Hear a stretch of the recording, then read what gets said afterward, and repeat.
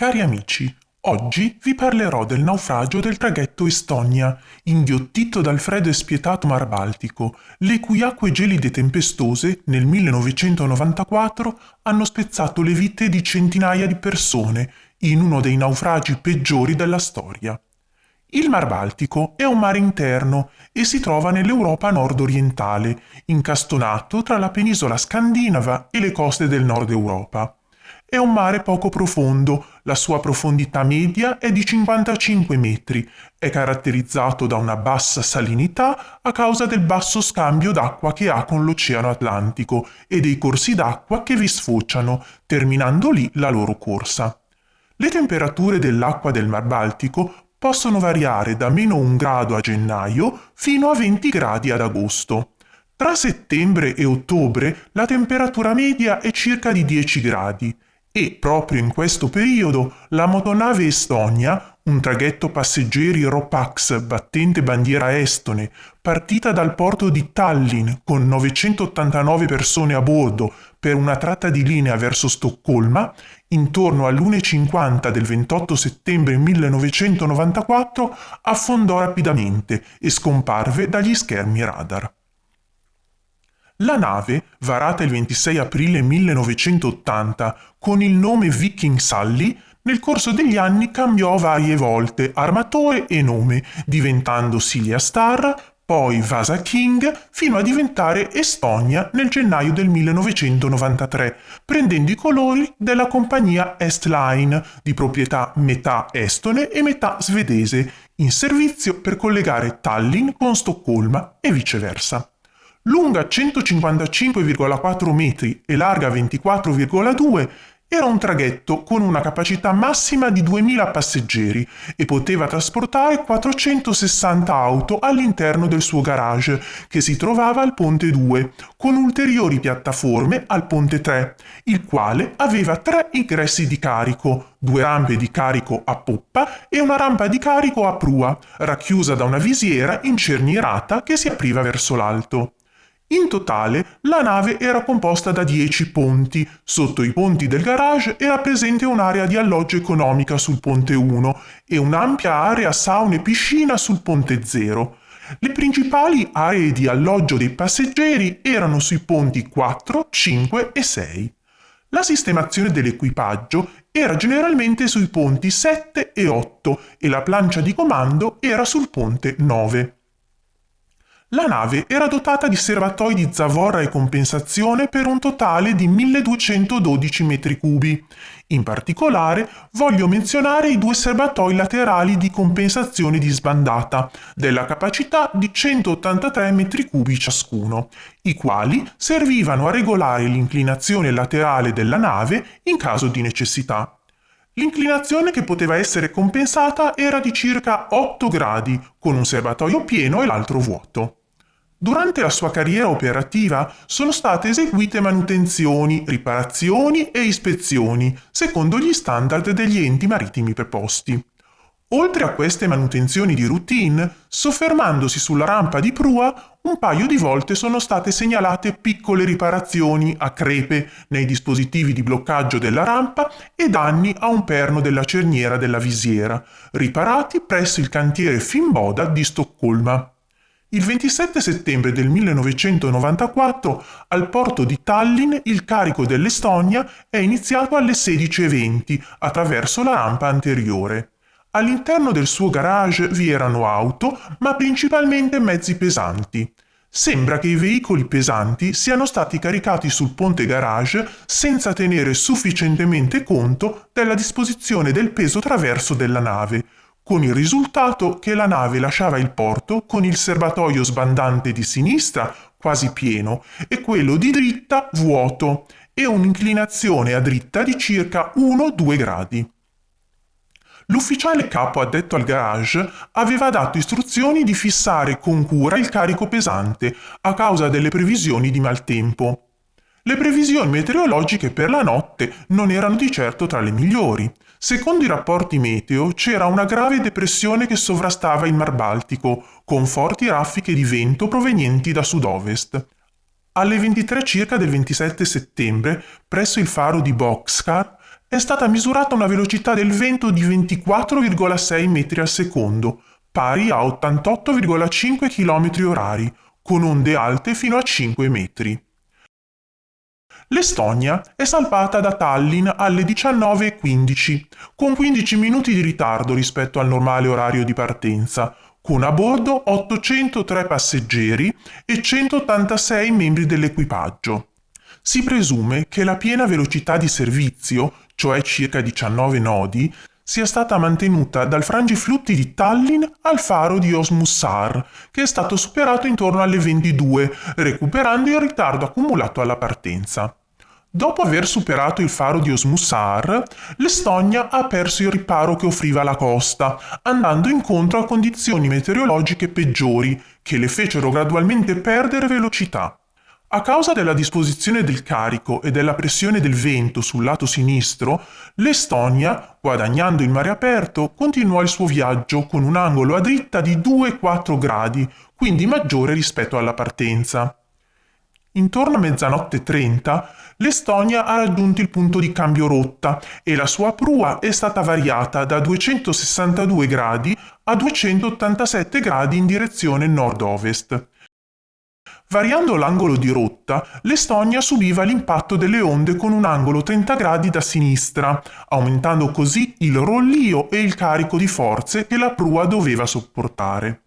Per diminuire il rollio, le pinne stabilizzatrici erano state estese subito dopo il waypoint e la velocità era scesa a circa 14 nodi.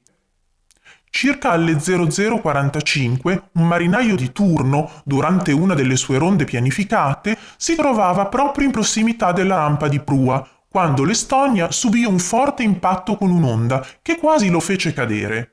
Questi riferì di aver sentito un forte colpo metallico provenire dalla zona di prua, come se del metallo picchiasse su altro metallo.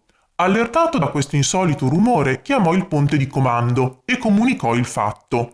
L'ufficiale in comando gli chiese di ispezionare la zona e di identificare la provenienza dell'anomalia, ma non trovò niente da segnalare. Fu proprio in questo momento che la tragedia ebbe inizio. Il forte colpo che sentì il marinaio era molto probabilmente il parziale cedimento dei dispositivi di bloccaggio della celata di prua. Secondo i rapporti ufficiali, si ritiene che il danno maggiore sia avvenuto in un successivo impatto con un'onda, poco dopo il botto metallico sentito dal marinaio. Pochi minuti dopo, il terzo ufficiale di macchina che si trovava nella sala controllo motori sentì i colpi e si diresse verso i monitor della telecamera di sorveglianza della rampa di prua e vide che l'acqua entrava a forza dai lati della rampa, anche se questa per il momento sembrava in posizione di chiusura. La sfortunata particolarità costruttiva della nave era costituita dal fatto che dal ponte di comando la prua non era visibile a causa della sovrastruttura di coperta molto avanzata, quindi non si poteva sapere cosa stava accadendo. Poco dopo, il marinaio di turno, ancora in giro per i garage, avvisò il ponte di comando che stava entrando acqua attraverso la rampa di prua. Intorno all'1:02 la nave si inclinò improvvisamente a dritta. Bottiglie e bicchieri iniziarono a cadere dagli scaffali dei bar. Il mobilio che non era fissato al pavimento scivolò verso dritta, schiantandosi contro le pareti, come tutto ciò che non era ancorato. La sveglia di un sopravvissuto, caduta dal tavolo della cabina, perse la batteria e l'orologio si fermò all'1:02. Tutti i dispositivi di bloccaggio della visiera cedettero, dopo che la prua impattò con le successive ondate, consentendo alla visiera di aprirsi parzialmente. Una volta che la visiera si fu sollevata dai suoi corni di posizionamento, la parete posteriore entrò in contatto con la rampa, colpendone il bordo superiore e rompendo così i blocchi di chiusura. La rampa cadde in avanti e rimase appoggiata all'interno della visiera. Il cardine di sinistra della visiera cedette a causa del sovraccarico generato dagli elevati momenti di torsione. La cerniera di dritta si strappò a seguito delle rotazioni in senso orario della visiera. In pochi minuti la visiera iniziò a cadere in avanti. La rampa seguì quindi la visiera in un movimento in avanti e rotatorio. La visiera successivamente si inclinò sopra la prua, lasciando la rampa completamente aperta, consentendo così a grandi quantità di acqua di entrare nel ponte del garage. I boati dalla zona di prua si conclusero con alcuni forti schianti metallici, causati dalla separazione finale della visiera e dalla sua collisione con il bulbo della prua. La visiera cadde in mare e si inabissò intorno all'1:05. A questo punto l'acqua che entrò nel garage, stimata in 20 tonnellate al secondo, fece inclinare la nave a dritta, con un'angolazione superiore a 20 gradi. Dal ponte di comando decisero di virare a sinistra e portare il regime dei motori al minimo, sperando che il vento e il moto ondoso preso dal lato opposto in qualche modo aiutassero a drizzare la nave, portando la prua sotto vento. La virata a sinistra fu un errore, perché aumentò ancora di più l'angolo di inclinazione della nave, incrementando l'afflusso d'acqua nel garage. Uno dei sopravvissuti, che si trovava nella zona all'aperto di poppa del ponte 6, testimoniò che la nave si inclinò rapidamente e che era impossibile camminare senza cadere. Questi, aiutandosi con il parapetto, si trascinò intorno al ponte di poppa fino a sinistra della nave. Lì mise fuori la testa e guardò avanti. La nave stava ora rallentando e virando a sinistra e si poteva vedere una parte della pinna stabilizzatrice sopra la superficie dell'acqua. In quel momento, parecchi ponti più in basso, una considerevole quantità d'acqua si faceva strada attraverso le scale poste al centro del garage, scendendo verso le aree delle cabine sul ponte 1, che era situato sotto al garage. C'erano 124 cabine che si estendevano da centronave fino a prua. Un corridoio centrale con 6 rampe di scale univa diversi corridoi trasversali che portavano alle cabine. Delle 6 scale presenti, 3 terminavano sul ponte 4 e solo una di queste si univa alla scala centrale che portava direttamente sino al ponte 7. Le rimanenti conducevano al garage. I passeggeri che erano svegli hanno iniziato a correre su per le scale sotto una pioggia d'acqua. Inoltre, la forte inclinazione della nave non aiutava di certo la percorrenza dei corridoi e delle scale. Degli occupanti di questo ponte, solo in 22 si salvarono. 3 di loro erano membri dell'equipaggio della sala macchine e 19 erano passeggeri. Sul ponte 4 c'erano 2 reparti cabine, uno a prua e l'altro a centronave. Questi 2 reparti erano separati dall'atrio delle scale principali che conducevano al ponte 7, dove c'erano le scialuppe di salvataggio. A poppa c'era il nightclub, che a quell'ora era ancora aperto. Alcune persone, allertate dall'inclinazione della nave, scapparono e si misero in salvo. Un testimone raccontò di aver visto molte persone in preda al panico. Alcuni erano seduti negli angoli, incapaci di fare qualsiasi cosa. Del ponte 4 solo 32 persone scamparono alla morte. Sul ponte 5 era presente un reparto cabine di prua, pressoché identico a quello del ponte 4, con 102 cabine. Il resto del ponte era adibito allo shopping, all'intrattenimento e alla sala poltrone. Di questo ponte si salvarono solamente 31 persone, delle quali 4 erano nelle loro cabine, gli altri invece erano nelle zone di intrattenimento come il pub Admiral e il caffè Neptunus o nelle zone comuni. Sul ponte 6 era presente un reparto cabine di prua con 103 cabine. Nella parte centrale c'era il Baltic Bar e il ristorante Seaside, chiuso a quell'ora. Più a poppa c'era il ristorante Poseidon, anch'esso chiuso. Durante la serata, presso il Baltic Bar, la band e la compagnia di ballo avrebbero dovuto esibirsi fino alle 2, ma terminarono il loro spettacolo in anticipo, circa 00:30, a causa del mare grosso. Del ponte 6 i sopravvissuti furono 16. Il ponte 7 era dedicato all'equipaggio con un totale di 79 cabine. Inoltre, nel ponte esterno sui 2 lati della nave si trovavano le scialuppe di salvataggio e i loro organi di calata. Di questo ponte si salvarono in 26. Il ponte 8, nella parte a proravia, dava alloggio al comandante, al direttore di macchina, all'armatore e al marconista.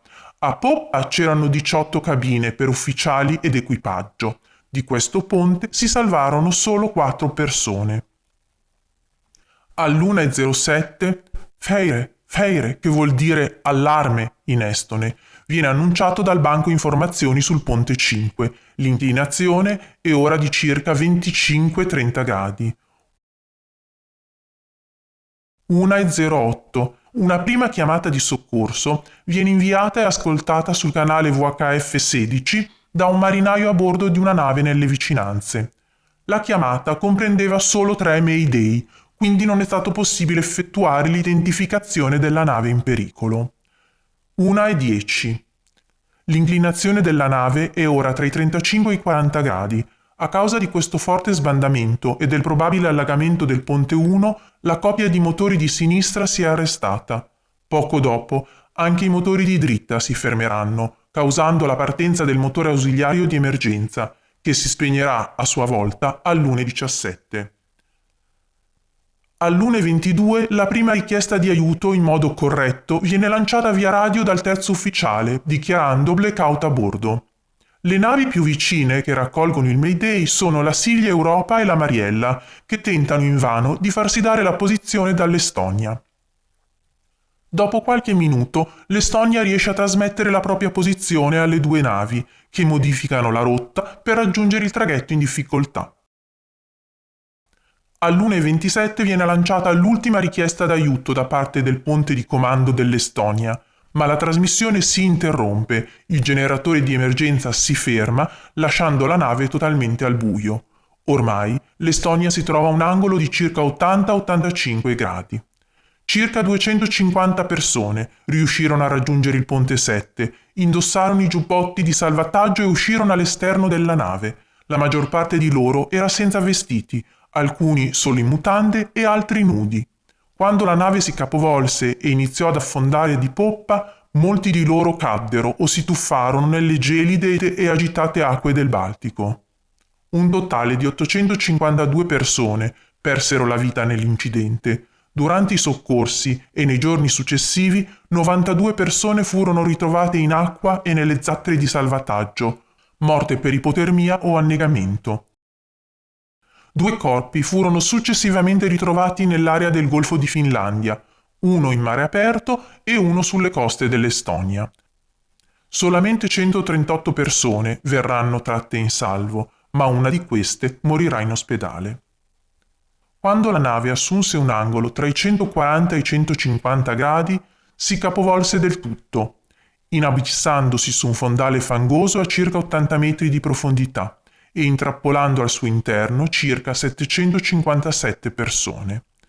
All'1:48 del 28 settembre 1994 la motonave Estonia scomparve per sempre dai monitor della stazione radar di Uto. Nelle ore seguenti 34 persone vennero tratte in salvo dai traghetti Silja Europa, Mariella, Isabella e dalla motovedetta Tursas. I restanti naufraghi furono tratti in salvo con un'azione congiunta di ben 26 elicotteri provenienti da varie nazioni. Le ricerche e il recupero di corpi e oggetti in acqua proseguirono fino al 2 ottobre, dopodiché le ricerche si svolsero con regolari voli di pattugliamento di aerei ed elicotteri. Il 30 settembre 1994 la nave per indagini idrografiche Suunta, mediante l'utilizzo di sonar ed ecoscandaglio, rinvenne il relitto sul fondale. La nave giaceva su uno strato di argilla tenera a una profondità di 85 metri a prua e 74 metri a poppa. Tra il 2 e il 10 ottobre furono attivate ispezioni mediante un ROV, un sottomarino a comando remoto, e il 18 novembre venne recuperata anche la visiera di prua, che si trovava circa a 1 miglio nautico dal relitto della nave. All'indomani del disastro, molte famiglie chiesero che i resti dei loro cari fossero prelevati dal relitto per essere loro restituiti, ma il governo svedese rifiutò il salvataggio del relitto e il recupero dei corpi, adducendo ragioni morali e potenziali traumi per i subacquei. Lo stesso governo suggerì poi di far ricoprire il relitto con un massetto di cemento per poter effettuare una sepoltura, che però non sarà mai realizzata. Poco dopo Svezia, Estonia, Finlandia, Lettonia, Polonia, Danimarca, Russia e Regno Unito firmarono un trattato internazionale, l'Accordo dell'Estonia del 1995, che vieta a qualsiasi cittadino di questi paesi di avvicinarsi al relitto. Rapidamente l'atteggiamento dei governi e la firma dell'accordo sollevò interrogativi e mise in dubbio il rapporto ufficiale, in particolare tra le famiglie delle vittime. La giornalista tedesca Jutta Rabe decise di condurre un'indagine. Nel 2000, con l'aiuto dell'avventuriero americano Greg Bemis, fu organizzata un'immersione sul relitto, sotto gli occhi impotenti delle autorità svedesi, che non poterono intervenire, non essendo Germania e Stati Uniti firmatari del trattato. Durante questa immersione osservarono un grosso squarcio nello scafo sotto la linea di galleggiamento. Secondo le loro analisi, questo squarcio indicava che si era verificata un'esplosione. Inoltre, la maggior parte dei testimoni intervistati da Jutta Rabe affermò di aver sentito, oltre a rumori metallici, diverse esplosioni prima che la nave iniziasse a inclinarsi. Sebbene alcune affermazioni fossero tra loro coerenti, la tesi dell'esplosione non fu completamente provata e non fu consentita un'ispezione approfondita dello scafo. Successivamente emersero altri elementi di disturbo, tra cui le dichiarazioni di un ex funzionario doganale svedese, secondo cui l'Estonia stava trasportando materiale bellico sovietico rubato verso ovest. L'equipaggiamento militare è infatti transitato più volte a bordo della nave, in particolare il giorno dell'affondamento quando si imbarcarono 2 camion militari. Tuttavia non vi sono prove ufficiali che ci fosse del contrabbando in atto. Nel luglio 2021, a causa dei dubbi su questa prima indagine, fu aperta una nuova inchiesta sulla possibilità che l'affondamento sia stato dovuto a un buco nello scafo. Gli studi e le ricerche sono tuttora in corso.